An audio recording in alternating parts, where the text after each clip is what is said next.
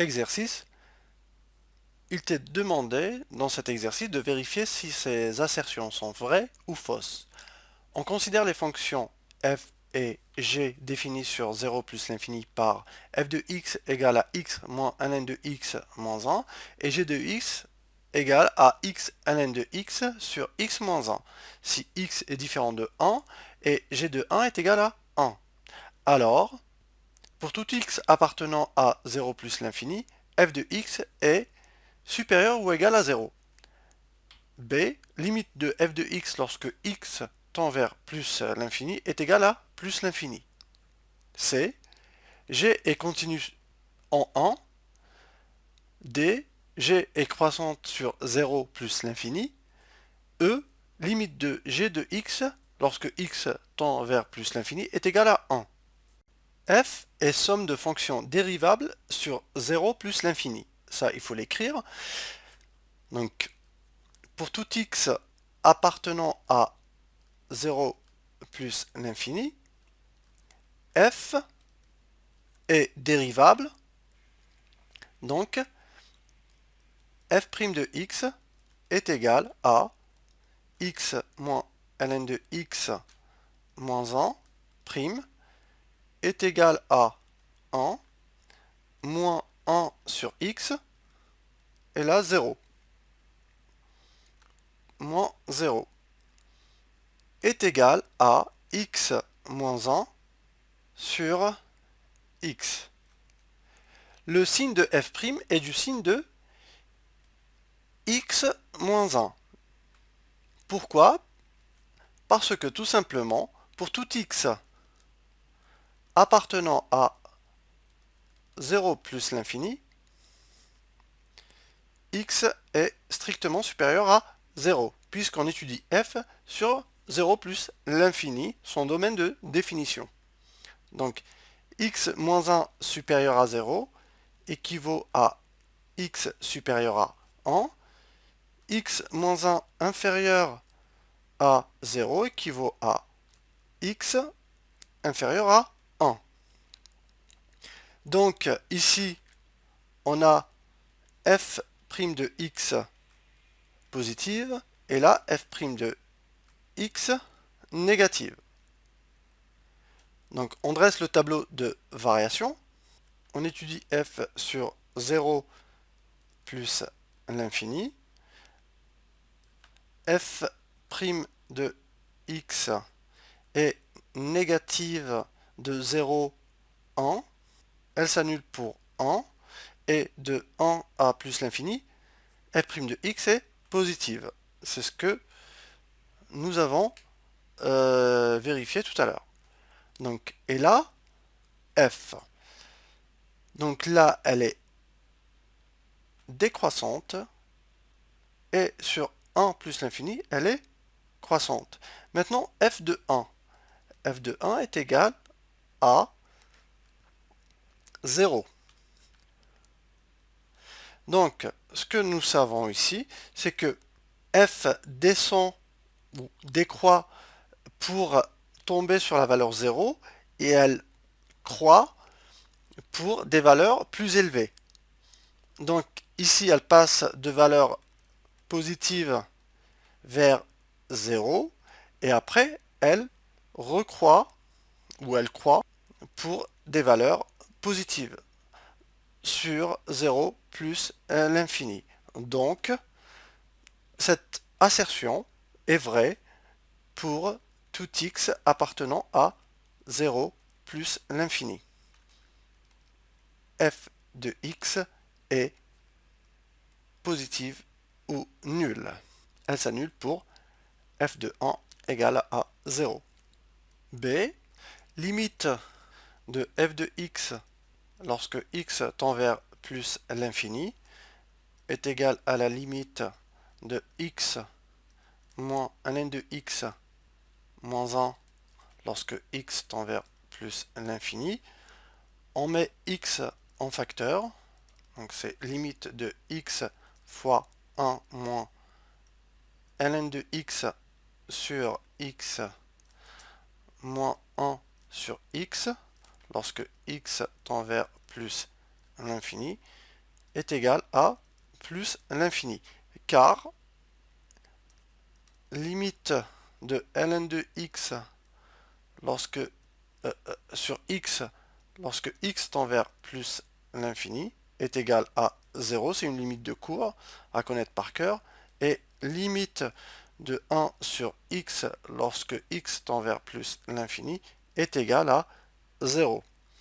Donc, limite de 1 moins ln de x sur x moins 1 sur x lorsque x tend vers plus l'infini est égal à 1. Donc, limite de f de x lorsque x tend vers plus l'infini est égal à plus l'infini. Plus l'infini fois 1. Donc, l'assertion B est vraie. L'assertion C maintenant. On sait que limite de ln de x sur x moins 1 lorsque x tend vers 1 est égal à 1. C'est une limite de cours à connaître par cœur. Et si vous n'avez pas compris l'origine de cette limite, revenez au cours, je l'ai déjà expliqué. Donc, on en déduit que limite de ln de x lorsque x limite de ln de x sur x moins 1 lorsque x tend vers 1 est égale à 1, et elle est égale à g de 1. Donc g est bien continu en 1. Qu'en est-il maintenant pour l'assertion D?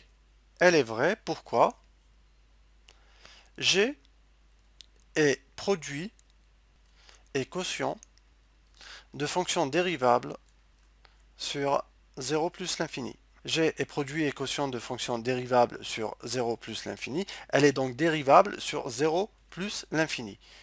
G' de x est égal à x ln de x sur x moins 1. Prime.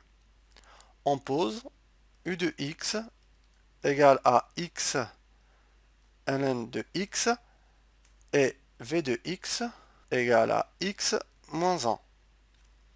Donc u' de x est égal à x ln de x prime est égal à ln de x plus 1.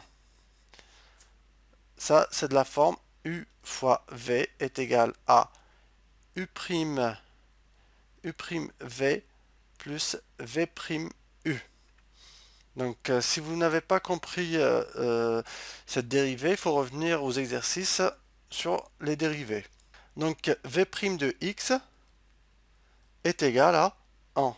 Donc, g' de x est égal à u sur v' est égal à u' v moins v' u sur u au carré est égal à x moins 1 fois ln de x plus 1 moins x ln de x. Le tout sur x moins 1 au carré est égal à x ln de x plus x moins ln de x moins 1 moins x ln de x. Le tout sur x moins 1 au carré est égal à x moins ln de x moins 1 sur x moins 1 au carré est égal finalement à f de x sur x moins 1 au carré. Or, pour tout x appartenant à 0 plus l'infini, f de x est supérieur à 0. C'est l'assertion A. qu'on a vérifié qu'elle était vraie ou égale à 0. Donc, on en déduit que g' de x est supérieur à 0 sur 0 plus l'infini. G est donc croissante. Qu'en est-il maintenant de l'assertion E? Limite de x ln de x sur x moins 1 lorsque x tend vers plus l'infini présente une forme indéterminée de la forme l'infini sur l'infini. Enlève l'indétermination en mettant en facteur le terme le plus puissant. Ici, c'est le x. Donc, limite de x ln de x lorsque sur x moins 1 lorsque x tend vers plus l'infini est égal à limite de x sur x moins 1 lorsque x tend vers plus l'infini fois limite de ln de x lorsque x tend vers plus l'infini est égal à plus l'infini, tout simplement parce que limite de x sur x moins 1 lorsque x tend vers plus l'infini est égal à la limite de x